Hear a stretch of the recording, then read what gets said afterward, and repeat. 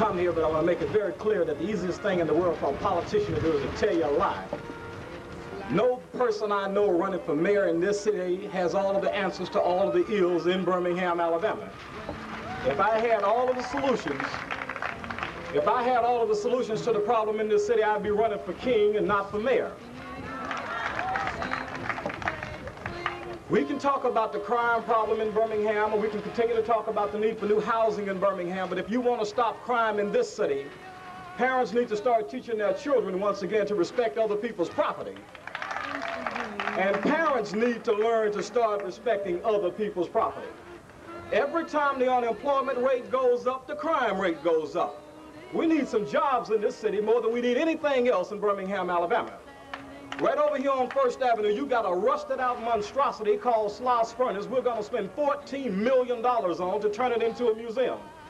We need to blow that mess up, clean it off, and turn it into an industrial park and go find a business and give it to them. Let them come in this city and hire some people out of this job market here. We've spent $5 million to expand the present museum. We built the Red Mountain Museum. We got the Children's Museum. We're going to build an airport museum. They want to build a Sloss Museum. At the rate things are going in this city, we're going to become the most culturally enlightened, unemployed group of folks you ever laid eyes on. We need jobs, and if you want to see all of this other stuff stop or come to a screeching halt, let's get people to work where they don't have to sit around and wait for other people to go to work where they can break in and steal the little stuff they've got. Throughout this campaign, we've had mention of the direct service from the airport where you can get on a plane when you graduate from high school or college and fly to another city and get a job because there ain't no jobs in this city. I'll tell you right now, the only promise I'm making in this campaign is to treat everybody the same. Make sure that every citizen and every community has the same access to City Hall. If I don't do nothing other than that, I would have done more than any other mayor's done in this city.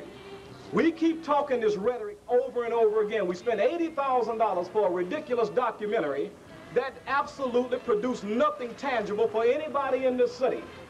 We should have taken that $80,000 and bought some little rowboats and put them at your house so when that half of inch of rain falls, you could just boat your way on out the front door. If we're going to talk about addressing issues, we need to quit talking about this black-white issue. Every campaign in this city turns racial. I'm not going to trade in my Corvette and go back to Africa just like no white folks I know going back to Europe. We ought to address that and be done with that problem. I can't do nothing, but we as a people can do everything in this city.